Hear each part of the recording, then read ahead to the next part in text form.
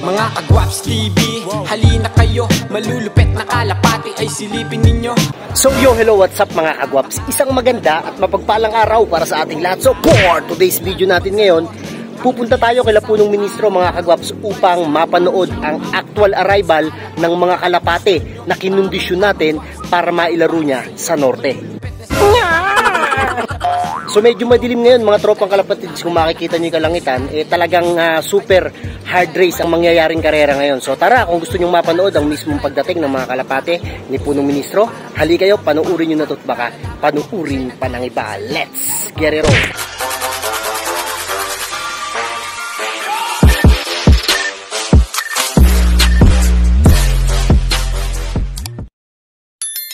Yon mga Kagwaps, welcome back again dito sa Gwaps TV Official. So eto, umakyat muna tayo dito sa taas ng loft natin mga tropang kalapatids. At sobrang dami pala nating kalapate oh. Grabe, napakabilis magdumi nitong mga kalapate natin dito. Sobrang dami nila mga tropa. Ayan oh. Hirap sa maintenance nito.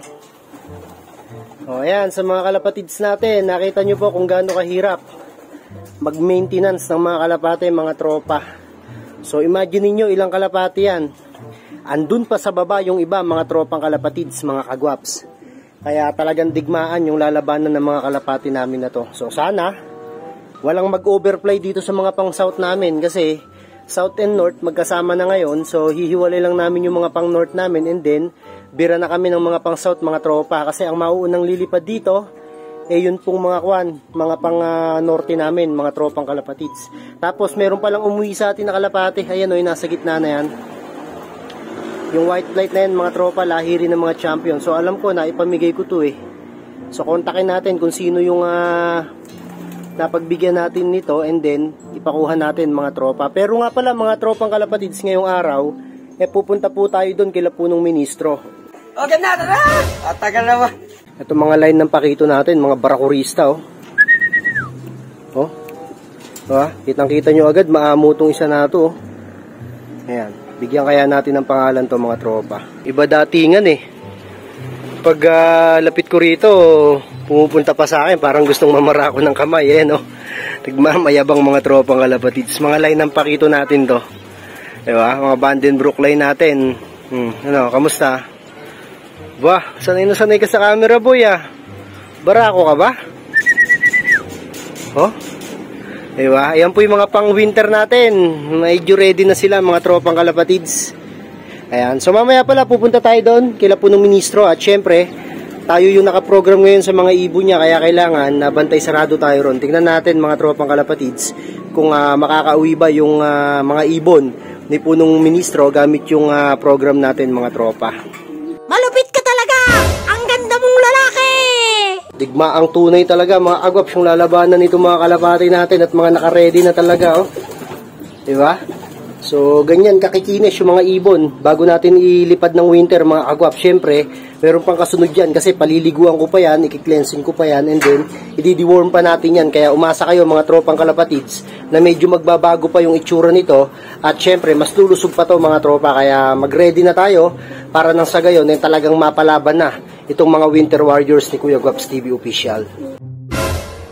So paano mga Kagwaps, sali na kayo, pumunta na tayo kay Punong Ministro at nang makita natin yung arrival ng kanyang mga kalapate. Let's go! Eto na tayo agad mga tropang kalapatids Kanina pa lang papunta ako mga tropang kalapatids, mga Kagwaps. Eto na, may nagdatingan na kalapate dito kay Punong Ministro. Ayan meron na siyang 4 na piraso, tapos yung first clacker. Eto daw mga tropang kalapatids, yung kulay saddle na yan. And then eto, meron tayong isa nang napauwi na may sensor mga tropa. Ito mga tropang kalapatids, meron dumating kulay pula mga tropa. So hintayin lang natin. Ito na yung kulay pula mga Kagwaps. Sikaklak lang to nitong mga bata ni Punong Ministro.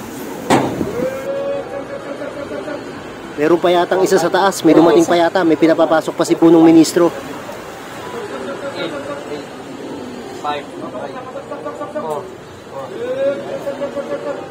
Okay na, ayun pa isa, nakapasok. Ito pa isa mga Kagwaps, sikaklak lang ulit to. 03. Sunod-sunod na iparating mga Kagwaps. Ito napakadilim ng panahon, super hard race mga tropang kalapatids, at wala pang 50% yung nagpapauwi sa club. Shadow hirap ng mga ibon. Lupay-pay nung kun eh.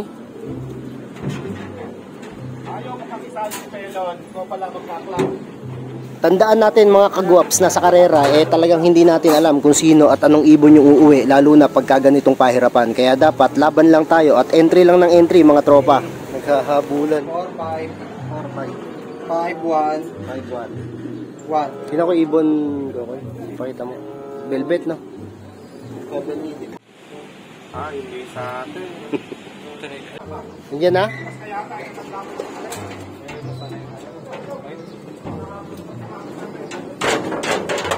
Pamot. Wala ka na dyan. Mga kuwan. Mga may sensor. 6, 7. 7. 1, 5. 7, 8, 2. Ilan? Okay sir, abot pa. 7, Pakita nga ako. Tapos na mga kagwaps yung karera. So ngayon, magbibigay naman tayo ng mga tropang kalapatids, mga kagwaps, ng pang-recover sa ating mga kalapate.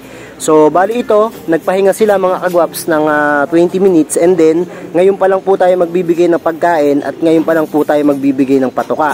So ginagawa ko to mga tropang kalapatids para maging observation sa mga kalapati natin. Upang nang sa gayon, pagkakarera nila mga kagwaps, alam natin kung sino yung nagkakaroon ng tama during karera. Kapag ang kalapati nyo, nakita nyo na ganyan, na nag-aagawan at nag-away-away sa pagtuka sa patuka nila, mga tropa, makikita nyo dyan na talagang kondisyon at maayos pa yung digestive system ng ating mga kalapate. Yan yung lagi kong tinuturo dito sa mga bata ni Punong Ministro. Kailangan obserbasyon mga tropa. So itong isa na to, kaya lumalapit sa atin yan kasi naghahanap ng tubig mga tropa. So bibigyan din natin yan ng pang-recover. So iba yung pang-recover natin kaysa dun sa regular na ibinibigay nila dito during paronda mga tropa. Yan ang dapat nating matutunan. Kailangan medyo advance tayo ng konti mga kagwaps. Sinisid na nga mga tropang kalapatids, mga kagwaps. So kita nyo, di ba?